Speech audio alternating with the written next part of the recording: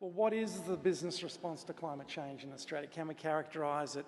Is it highly diverse? What's really going on? And we thought what would be really good and very helpful, I thought, would be to get somebody who's really across the sort of cut and thrust of the daily politics of climate change in business to provide a sort of brief overview of his take on what's going on. And so we've invited Giles Parkinson here from Renew Economy to perform that task. And Giles is probably one of the more well-known journalists reporting in the business and environment space. And I think personally his coverage of the politics of climate change and the business aspects of climate change is some of the best stuff out there. And so what I'd like to do is ask Giles to sort of speak to this very broad issue around really where are we in Australia in terms of business engagement with climate change, what's going on out there, the engagement with the renewables, all of this sort of stuff, fairly open-ended. And then following that, I'll facilitate a discussion between Andy Hoffman and Giles on really a wrap-up of themes around the what, the why and the how of what we've talked about today in terms of business responses to climate change. So I'll hand over to Giles and thank you.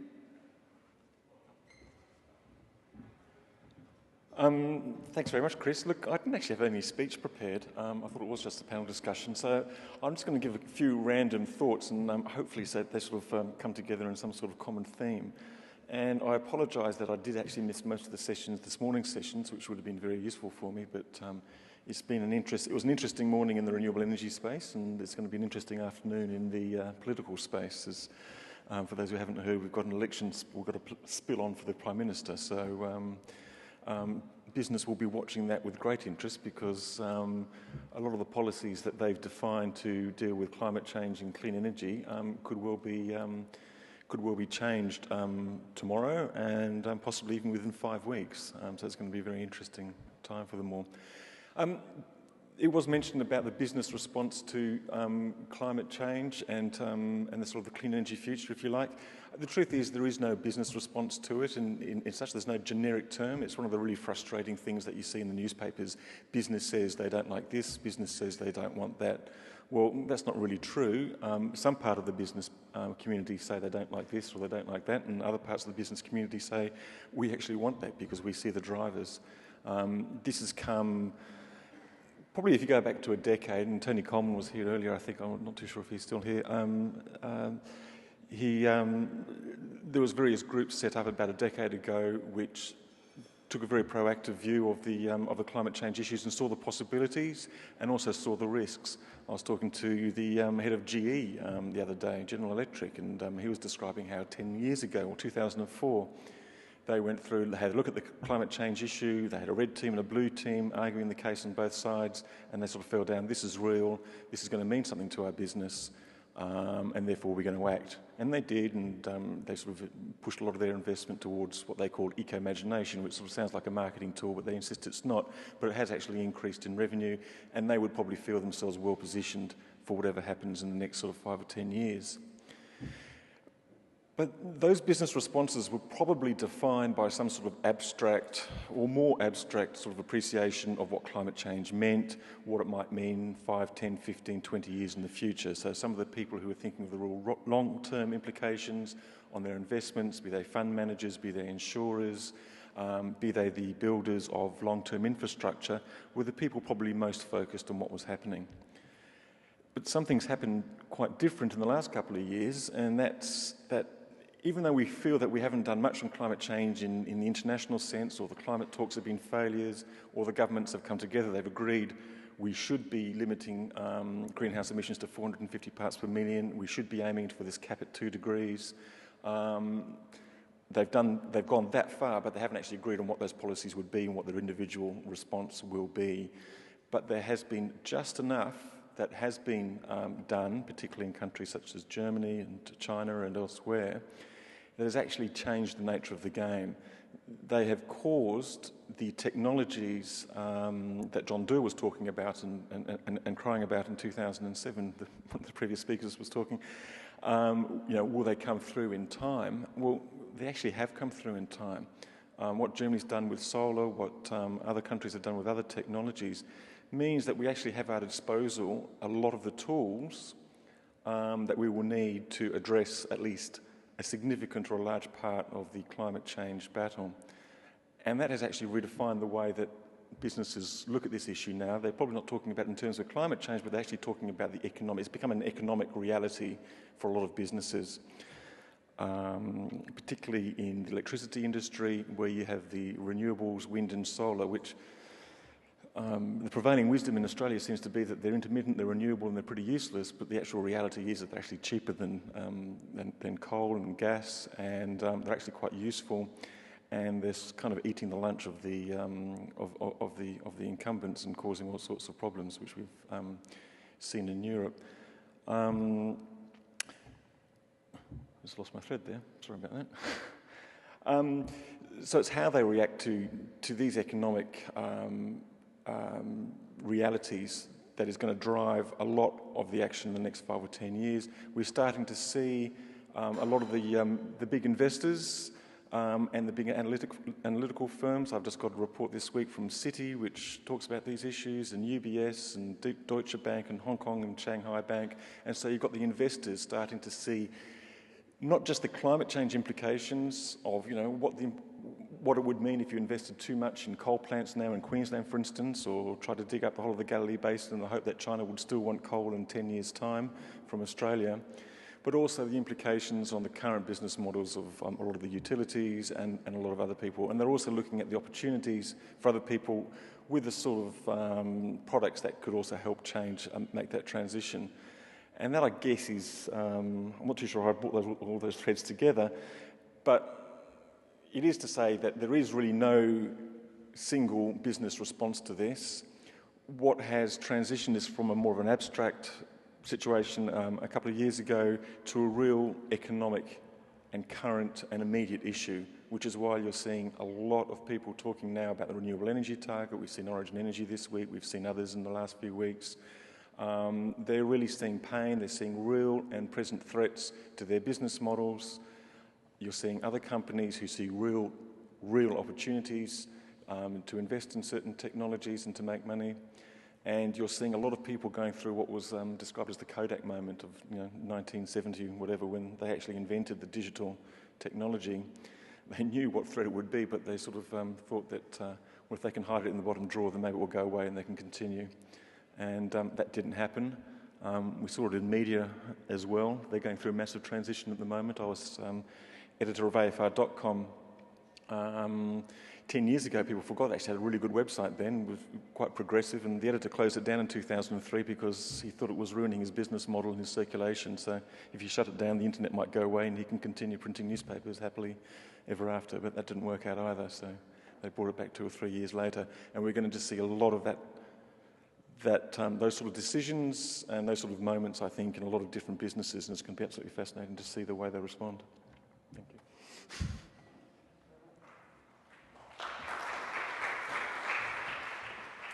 Thanks, Giles. I wanted to just, I guess, prompt some questions to both of you about some of the things we've been discussing today. So just reflecting on what you just said then, Giles, it strikes me that's potentially quite a rosy, optimistic sort of picture. We've got these disruptive technologies coming through. There are businesses like GE and there are funds managers looking at this, and it's an economic reality. It's like Andy was talking about last night in terms of sort of a market shift and so on. I suppose the glass half empty take on that, however, might be that, and it's come up a bit today in discussions around democracy and the political sort of infrastructure around that there's this sort of lack of political leadership in Australia and the US and Britain and pretty well everywhere in sort of really coming to grips with this issue and trying to engage with this issue and provide the sort of the signals and the mechanisms through which these more innovative businesses can then sort of take the next leap forward and diffuse this model more generally. So, given particularly what's just unfolded today politically in our own federal parliament, what's your thinking on the interface between the politics and the business? Because it seems the two are enmeshed in the current debate around climate change. Yeah, you're right, and look, I am accused occasionally of having a bit of a looking through rose-coloured glasses at this issue. But the point I want to make is that, say, 10 years ago, we probably didn't think we had the technologies to make this transition as quickly as we thought. It was all too hard, which is probably one of the reasons why we haven't had action from politicians.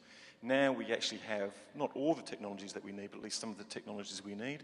So if we actually so we're going to achieve a certain amount of preparation, if you like, for when the politicians actually get it together enough to make the agreement that, well, we can actually be quite ambitious, we can actually achieve this. So from a certain perspective, I think business are probably going to take the lead now. They'll probably drag behind, there you go, I've labelled business altogether.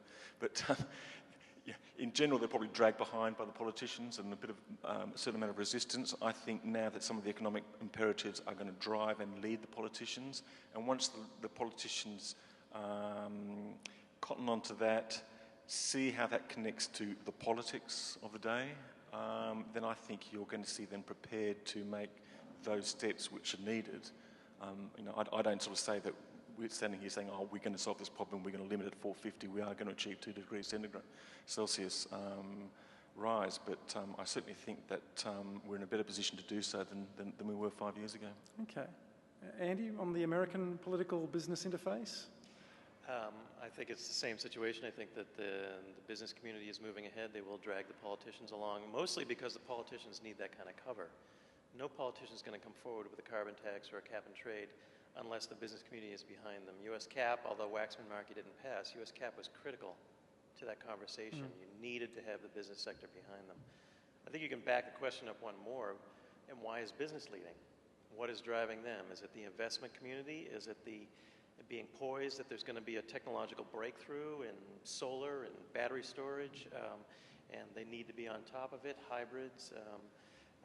It's a systemic question, but I don't see politicians playing the role they're supposed to be playing in sort of pulling the strings in that system to make it work. But given today we've sort of talked a lot about, or the theme has come through of business leadership, but a lot of the changes seem quite incremental and quite small scale. And yet the science suggests we really need quantum leaps in sort of uptake of clean technologies, change in the whole energy infrastructure, a price on carbon through some regulatory mechanism. It seems like we have to have that government infrastructure and policy leadership, otherwise business will only go so far within the ambit of their individual firms, and that systemic effect will be sort of lost. So that is a theme I picked up today. I wrote down, is it Tim Nelson? Yeah. Tim Nelson. He said, this is a transition, not a revolution. And I thought that was quite interesting, because others would say, no, we need a revolution. A transition isn't going to get there. Replacing your incandescents with CFLs, pat yourself on the back and say problem solved, that's not going to do it. John Ehrenfeld likes to point out that all we're doing right now is focusing on technologies that reduce unsustainability. That's not the same as producing sustainability. But I don't know how you do a revolution in the business sector that will just totally transform things other than some radical technological innovation. Well, I think it's actually already there. You talked about the incremental gains in solar and some of the other technologies, but they're having a profound impact. UBS did a report last week suggesting that if it continues as it is, then 50 gigawatts of coal and gas will have to be closed in the next 4 years in Germany. That's like 1/2 of their grid. We look at some of the changing dynamics of the Australian market even, which has actually got the most amount of residential solar in the world. It's had an impact. Demand is down more than 10% of where people thought it would be just 2 years ago. The result is, because we've had overbuilding of capacity in the past, the generation which is owned by the Queensland government, coal and mostly coal plants, is actually redundant. They wanted to sell it for $5 billion. I don't know who's going to buy it because it wasn't needed last year. It operated, but they could have actually done without it. These things seem small, but they are having the most profound effect on business models which were created to fit certain technologies and certain designs of markets. And what we're seeing now is a spanner thrown in, and it's and I think that I think AGL is very hopeful that they're going to have a transition. That's the way they would like to manage it, because they've got a lot of sunken capital in big plants. But if you listen to the heads of the two largest German generators and the two biggest utilities in the US, they're talking about revolution. They're using those words. They're saying, we have a solar revolution. This is going to have a dramatic change. No one's really too sure how that plays out, particularly how you get there, because they can sort of see how it will result. But and it's going to be a very rocky road to navigate. But it's kind of inevitable, and because you can't really step back, even though some of those companies are trying to force exactly that. And in a sense, now where the politics of the situation is, they're actually asking politicians to stand in the way of progress rather than leading it.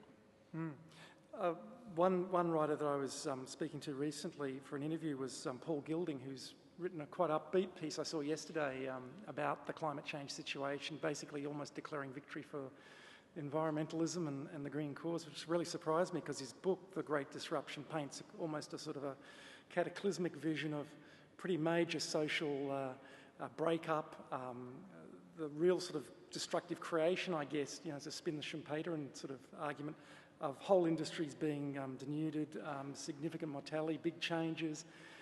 So the story we're getting here sounds like it could be seen as incremental but potentially radical in the sense of these old industries falling by the wayside relatively quickly. So are you suggesting then that there could be some sudden change then in the nature of industry? We're just not seeing it, and overnight there'll be stranded assets of fossil fuels and what have you? What sort of time frame do you see this panning out over? Well, no one really knows, but in this report about Germany, where we've actually sort of this, I mean, it's an advanced economy. It's got it's the strongest manufacturing economy in the world.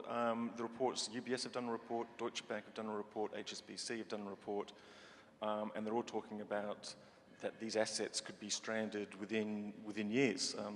E.ON, the biggest utility in the country, built a gas-fired plant, spent almost $1 billion on it. Only opened it 3 years ago. They're talking about closing it already because what they perceive to be the model for the energy industry 3 years ago is now dramatically changed. It just doesn't fit in there anymore. That's how quickly that transition is happening. How that plays out is probably impossible to tell, but I wouldn't underestimate its force. And a price on carbon, is that essential? We have to have that? Look, I think so. Look, I don't think it's actually essential at the moment in Australia, in the sense that I think it's important. It's important to have a price on carbon, a price. I don't think it's important what that price is at the moment. A price on carbon is important because it sends a signal and a message to all company boards and to all people that you have to value, you have to sort of count this particular commodity or this particular item, and that's absolutely essential because they've never done it before, and that's critical.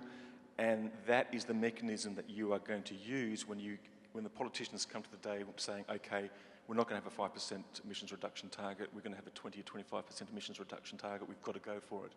And solar and wind are not going to deliver all of that, they're going to sort of take us some way down the path, but we're going to need more of an effort. But that's your mechanism to do that. You're not going to, a green, I don't want to get too political, but I mean, having a green army going around sort of picking up rubbish and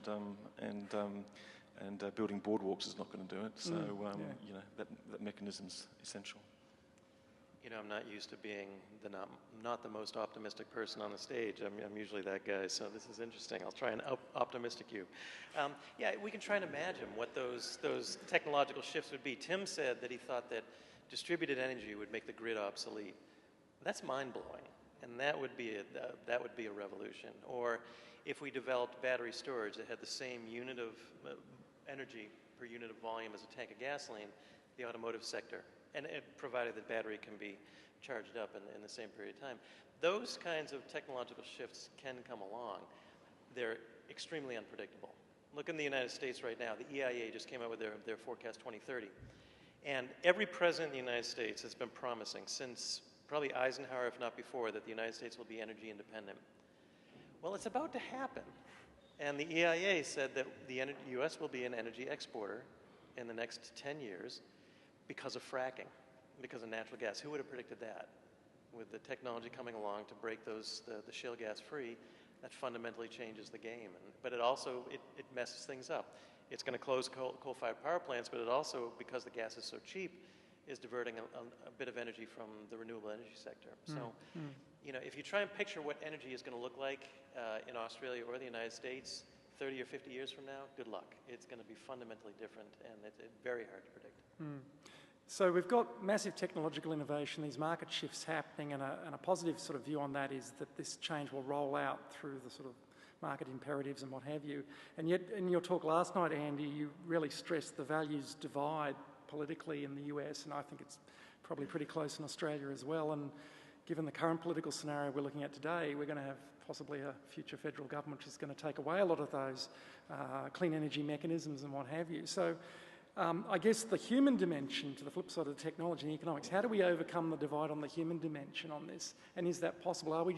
Is the hysteria around climate change denial, for want of a better word, the last gasp of those that sort of trying to lobby and prevent change, or is there something more fundamental that is going to play out over 10, 20 years of partisan sort of political combat? I think about this question by thinking about whether the climate change issue is a social movement or is it something bigger? Is it a fundamental transition in our society? Is it something akin to the Enlightenment? I mean, the Enlightenment was a shift in how we view the world and our place within it. It was moving beyond superstition and the dominance of the church to look at rational, scientific evidence. It was the beginning of that fundamental shift in how we see the world. Is climate change that? Is it really changing our view? It's entering the Anthropocene. Is that akin to the Enlightenment? Is it that big? Or is it a social movement like Bill McKibben's trying to do, of mobilizing people around 350.org? The social movement metaphor, it troubles me a little bit. In a social movement, you have a clear constituency. You know, women's rights, minority rights, gay rights. We know the constituency that's pushing for those. They get a benefit from what comes out. They have a clear goal. I'm gay, I want to get married. I'm a woman, I want equal pay for equal work. I'm a minority and I want affirmative action and access to higher education. What do we want on climate change? Picture a protest outside the White House, people with signs saying, what do you want? We want X. When do you want it? We want it now. What is X? I want a carbon-free economy. I want it now. I don't think so. I want the end of the fossil fuel sector, and I want it now. That doesn't work either. So the social movement metaphor, I have trouble with. I don't know if that changes the tactics we use, but I think it's bigger. I think it's more like the Enlightenment than a standard social movement. Giles, on that one? Take that. Yeah. I'm not going to try and compete on that one, no.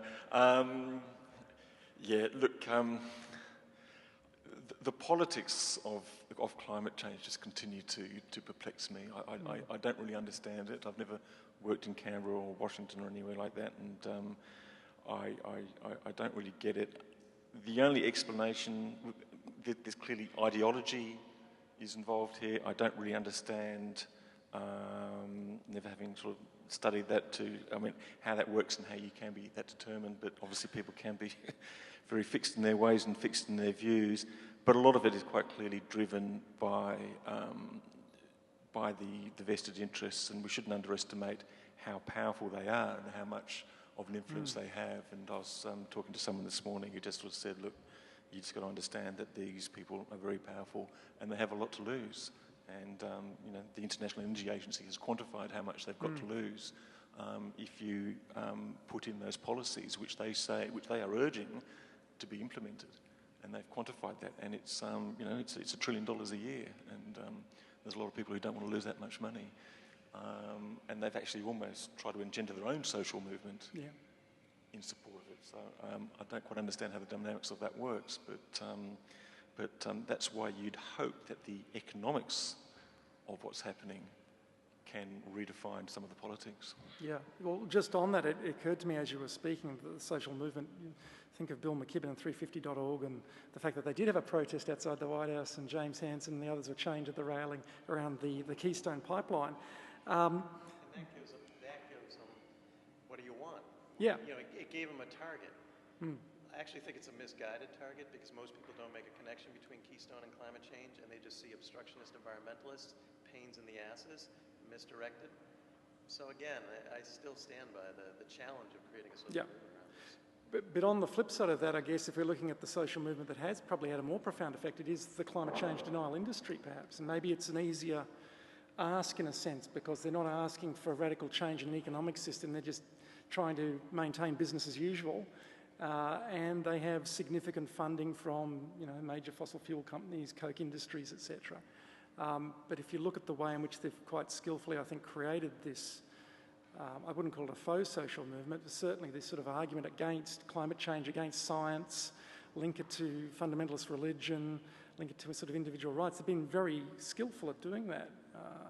And so one of the themes I think today has been quite interesting is this whole micro issue. Well, how do we diffuse change within organisations, the role of emotions in that? How do we diffuse change across societies? And maybe we should be not just looking at sort of the advocates for climate change, but analysing how the climate change denial side of things have been so skillful in sort of setting up the political framework and the terms of debate, much like you were discussing last night, Andy, in terms of going to the Heartland Institute and seeing the sort of the discursive constructions there. I want to echo something you said, Giles. I mean, the environmental movement is indeterminate. Who's an environmentalist? It could be anybody. It could be minority, male, female, poor, rich. It doesn't have a clear constituency. Those who are threatened, whose material interests are threatened by the agenda of the environmental movement, is a clear constituency. And as we teach in negotiations, the worst thing you can do is create a situation where the person you're negotiating with has nothing to lose. They'll throw out all the stops to beat you. And climate change, especially Bill McKibben's agenda, and I admire Bill for creating a social movement, but he set it up. We want the end of the fossil fuel industry. You have now set up a situation where they will throw out all the stops to beat you, because what else do they have? Put me out of business, I'll use all my assets to stop you because I have nothing else to lose. Mm. Yeah, Bill McKibben's really interesting. I mean, his position is slightly different from a lot of the others in the sense that he's convinced that we've already gone past the point of no return. He actually wants to sort of roll it back, which is why he's being so dogmatic about sort of closing, about Keystone and what have you. He said, so we've already gone too far. We shouldn't be stopping at 350. We should have shouldn't be stopping at 450.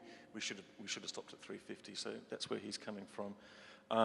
As far as the politics and how do you combat? We've been trying to figure out since 2001 how you, and many decades beforehand, actually how you combat the politics of fear, through which a lot of this topic is expressed. And I'm not too sure anyone's really come up with an answer for that. You'd like to think the politics of hope, but you need a special kind of person to deliver that, and I haven't seen them around so far. Mm. Can I offer something that I think fits with the optimistic theme you're pushing here? May I propose that we're perhaps in the midst of an energy renaissance, that things are changing around us very quickly, very hard to read. The funny thing about a renaissance is you never know you're in it until it's done. And all you know in the moment is the pain of what you're losing, and that's why we have Ron Paul and his Freedom of Lighting Act saying, "How dare you take my incandescent light bulbs?" People just lament what they're losing. People don't like change, but I think an upshot of what you're saying is change is happening around us, and what the outcome will be is anyone's guess, but it will be fundamentally different than what we have right now. Okay. And just one little thing, and because change is happening, I don't think it's actually going to be that hard for some of those politicians, when they're ready for it, to actually flip their policies upside down and express that in a way which is actually sort of suitable. So, you know, I think we could see that with our next government, as strange as it may seem. Yeah. Geez, I'm really optimistic today. I'm not too sure what I had for lunch. Taking happy pills. I might just withdraw that last remark.